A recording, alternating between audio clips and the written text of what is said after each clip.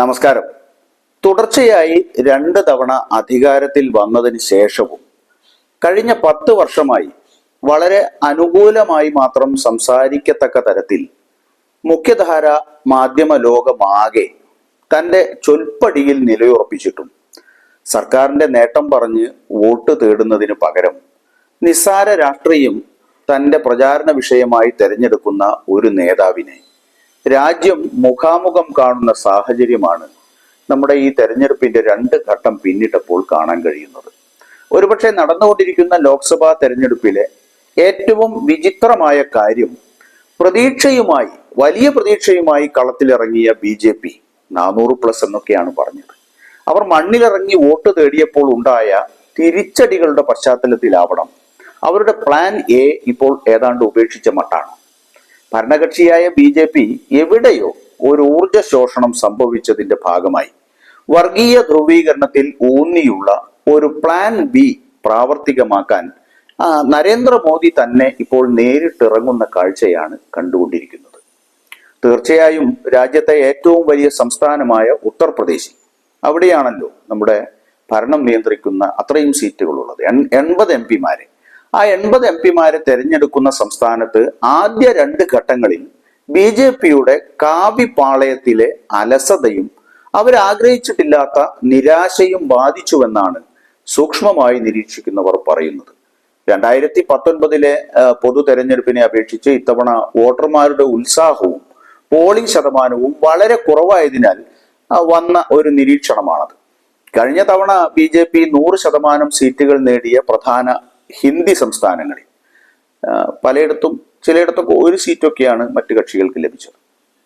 ആ സംസ്ഥാനങ്ങളിൽ 2019 അപേക്ഷിച്ച് ആദ്യ 2 ഘട്ടങ്ങളിലെ വോട്ടിംഗ് പങ്കാളിത്തം 4 മുതൽ 6% വരെ കുറഞ്ഞതായി പോളിംഗിന് ശേഷം തെരഞ്ഞെടുപ്പ് കമ്മീഷൻ തന്നെ പുറത്തുവിട്ട ഡാറ്റ കാണിക്കുന്നുണ്ട്.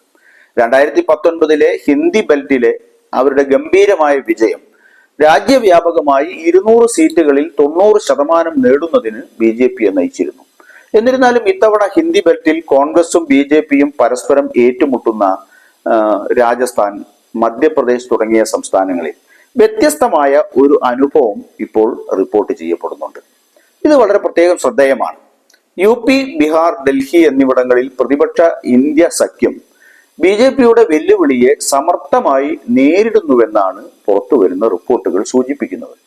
രാഹുൽ ഗാന്ധി ജോഡോ യാത്ര, അതുപോലെ ന്യായ് യാത്ര, അങ്ങനെ 2 യാത്രകളിലായി നിരന്തരം ഉയർത്തിയ ജനകീയ പ്രശ്നങ്ങളായ തൊഴിലില്ലായ്മ, ഉയർന്ന ജീവിത ചെലവ്, ഇവയുമായൊക്കെ ബന്ധപ്പെട്ട കാര്യങ്ങൾ, വിവിധ സംസ്ഥാനങ്ങളിലെ പ്രാദേശിക പ്രശ്നങ്ങൾ, സർക്കാർ ജോലികൾക്കുള്ള പരീക്ഷകൾ റദ്ദാക്കൽ, റിക്രൂട്ട്മെന്റുകൾക്കുള്ള കരസേനയുടെ കാലാവധി വെട്ടിക്കുറച്ചത്, ചെലവ് കൂടുന്നതിനനുസരിച്ച് കാർഷിക വരുമാനം കുറയുന്നത് എന്നിങ്ങനെയുള്ള ജീവൽ പ്രശ്നങ്ങളാണ്. എല്ലാം സാധാരണക്കാർ നേരിടുന്ന പ്രശ്നങ്ങളാണ്. അങ്ങനെയുള്ള പ്രധാന പ്രശ്നങ്ങളാണ് ഇപ്പോൾ തെരഞ്ഞെടുപ്പ് ചർച്ചകളെ നയിക്കുന്നത് എന്നതാണ് ഏറ്റവും പ്രധാനപ്പെട്ട കാര്യം. ഹിന്ദി ഹൃദയഭൂമിയിലുടനീളം പട്ടികജാതി, പട്ടികവർഗ, മറ്റ് പിന്നാക്ക വിഭാഗങ്ങൾ, സംവരണം ലഭിക്കുന്ന അങ്ങേയറ്റം പിന്നാക്ക ജാതി വിഭാഗങ്ങൾ, അവയൊക്കെ സംവരണ ആനുകൂല്യങ്ങളെ കുറിച്ച് ഇപ്പോൾ ഭയപ്പെടുകയാണ്.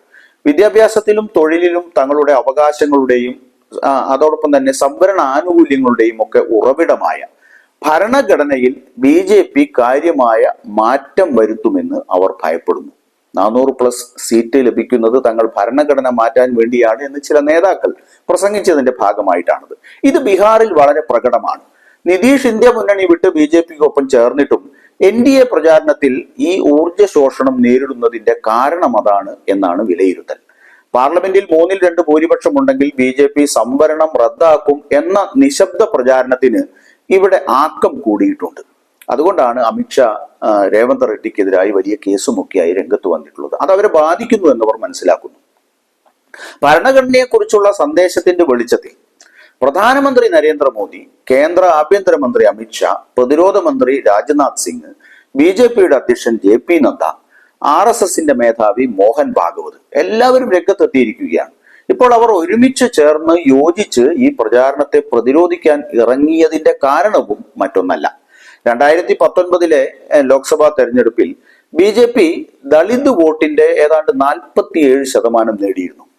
2009 അപേക്ഷിച്ച് വൻ കുതിച്ചുചാട്ടമാണ് അക്കാര്യത്തിൽ അന്ന് രേഖപ്പെടുത്തപ്പെട്ടത്.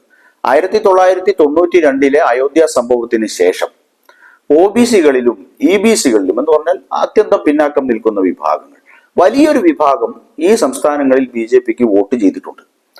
ഇത്തവണ അവരെ കൈവിടുമെന്ന ആശങ്ക വല്ലാതെയുണ്ട്. ആ ആശങ്ക അകറ്റാൻ BJP എല്ലാ ശ്രമങ്ങളും നടത്തുന്നതിന് പിന്നെ വലിയ തോതിൽ അതിശയിക്കാനില്ല. അവരങ്ങനെ നടത്തിയില്ലെങ്കിലേ അത്ഭുതമുള്ളൂ.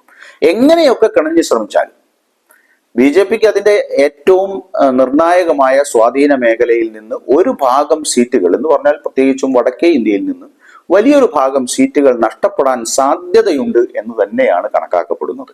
ആ നഷ്ടം ഹിന്ദി ബെൽറ്റിന് പുറത്ത് നികത്താൻ കഴിയില്ലെന്നുമുള്ള അഭ്യൂഹമാണ് ഇപ്പോൾ ശക്തിപ്പെടുന്നത്. കാരണം കർണാടകയിൽ വളരെ മോശമാണ് സ്ഥിതി, മറ്റു ദക്ഷിണേന്ത്യൻ സംസ്ഥാനങ്ങളിലെല്ലാം അങ്ങനെയാണ്. ഒരു കാര്യം വ്യക്തമാണ്, വർദ്ധിച്ചു വരുന്ന വേനൽക്കാല താപനിലയാണ് BJPയുടെ വോട്ടർമാരെ പിന്തിരിപ്പിച്ചതെന്ന് സങ്കല്പിക്കുന്നത് ബുദ്ധിശൂന്യമായിരിക്കും.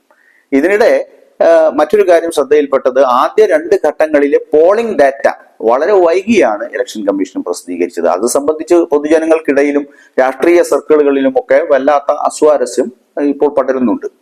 തെരഞ്ഞെടുപ്പ് കമ്മീഷന്റെ ഘടന നിർണയിക്കുന്നതിനുള്ള പാനലിന്റെ നിയമനവുമായി ബന്ധപ്പെട്ട് കഴിഞ്ഞ നവംബറിൽ നിയമത്തിൽ വന്ന മാറ്റത്തിന് ശേഷം സർക്കാർ തെരഞ്ഞെടുപ്പ് കമ്മീഷനെ നാമനിർദ്ദേശം ചെയ്യുന്ന രീതി വന്നത് ഈ അസ്വസ്ഥതയ്ക്ക് ആക്കം കൂട്ടുന്നുണ്ട്. കാരണം തെരഞ്ഞെടുപ്പ് കമ്മീഷനിലുള്ള വിശ്വാസം ജനങ്ങൾക്ക് കുറയുന്നു എന്നാണ് പൊതുവെയുള്ള സൂചന. തെരഞ്ഞെടുപ്പ് കമ്മീഷൻ തന്നെ സംശയാസ്പദമായ സാഹചര്യത്തിൽ നിൽക്കുമ്പോൾ അതിന്റെ പ്രവർത്തനങ്ങൾ എങ്ങനെ സംശയത്തിന്റെ വക്കീലാകില്ല എന്ന ചോദ്യമാണ് പലരും ഉയർത്തുന്നത്. ഖേദകരമെന്ന് പറയട്ടെ, തെരഞ്ഞെടുപ്പ് പ്രസംഗങ്ങളിലെ പ്രധാനമന്ത്രിയുടെ വർഗീയ പരാമർശങ്ങൾ നിങ്ങൾ ഓർത്തു നോക്കൂ. രാഹുൽ ഗാന്ധി ആട്ടിറച്ചി കഴിച്ചു, തേജസ്വി യാദവ് മീൻ കഴിച്ചു, ഇങ്ങനെ തുടങ്ങിയിട്ടുള്ള വളരെ സില്ലി ആയിട്ടുള്ള പരാമർശങ്ങൾ, വർഗീയമായ പരാമർശങ്ങൾ, പച്ചയ്ക്ക് പറയുന്ന പരാമർശങ്ങൾ, അത് അനിയന്ത്രിതമായി അനുവദിക്കുന്നത് പോലുള്ള നിരവധി വിഷയങ്ങൾ തെരഞ്ഞെടുപ്പ് കമ്മീഷന്റെ ഭാഗത്ത് നിന്ന് കണക്കിലെടുക്കുമ്പോൾ നമ്മൾ ഓർത്തുപോവുകയാണ്, TN ശേഷന്റെയും JM ലിങ്ഡോയുടെയും ഒക്കെ കാലത്ത് കമ്മീഷൻ ഉണ്ടായിരുന്ന ഒരു മഹത്വവും അതിൻ്റെ ഒരു ഊർജവും ഒക്കെ ഉണ്ട്. അതിന്ന് പലരും ഓർക്കുന്നത് തികച്ചും സ്വാഭാവികം മാത്രമാണ്.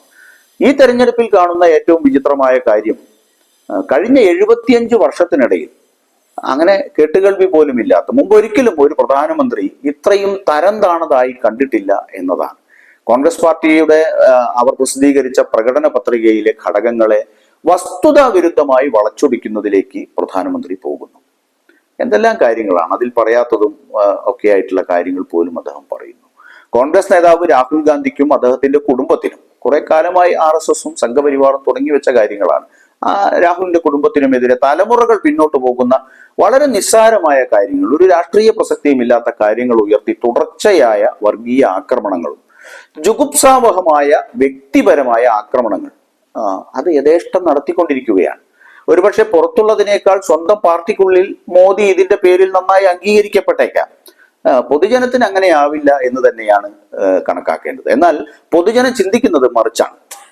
പൊതുജനത്തിന്റെ ചിന്ത അങ്ങനെയല്ല. നേരത്തെ ഉണ്ടായ തടസ്സങ്ങൾ ഒക്കെ അതിജീവിച്ച ഇന്ത്യ സഖ്യത്തിന്റെ ഒത്തുചേരൽ മോദിയുടെ സമചിത്തതയെ അസ്വസ്ഥമാക്കിയിട്ടുണ്ട് എന്ന കാര്യത്തിൽ യാതൊരു തർക്കവുമില്ല. കഴിഞ്ഞ 2 തെരഞ്ഞെടുപ്പുകളിലും ഇതായിരുന്നില്ല സ്ഥിതി. തുടർച്ചയായി 2 തവണ അധികാരത്തിൽ വന്നതിന് ശേഷവും കഴിഞ്ഞ 10 വർഷമായി അത്യന്തം അനുകൂലമായ ഒരു മുഖ്യധാര മാധ്യമ സാഹചര്യം ഞാൻ നേരത്തെ സൂചിപ്പിച്ചു. മാധ്യമങ്ങളെല്ലാം മോദിയുടെ ചൊൽപ്പടിക്ക് കീഴിലാണ്. വാഴ്ത്തുപാട്ടുകാരാണ് ഇന്ന് മുഖ്യധാരാ മാധ്യമങ്ങൾ. അങ്ങനെ എല്ലാ മാധ്യമങ്ങളും കൈപ്പിടിയിൽ ഇരുന്നിട്ടും തന്റെ സർക്കാരിന്റെ നേട്ടങ്ങൾ മുന്നോട്ട് വെച്ച് വോട്ട് തേടുന്നതിനു പകരം നിസാര രാഷ്ട്രീയം അല്ലെങ്കിൽ അന്തസാരശൂന്യമായ രാഷ്ട്രീയം പറഞ്ഞ് അത് പ്രധാന പ്രചാരണ സാമഗ്രിയായി തെരഞ്ഞെടുക്കുന്ന ഒരു നേതാവിനെ ഇന്ന് രാജ്യം മുഖാമുഖം കാണുകയാണ്.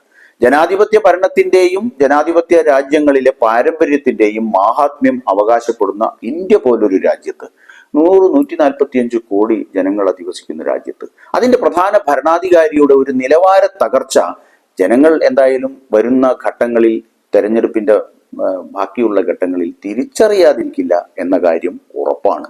നന്ദി, നമസ്കാരം.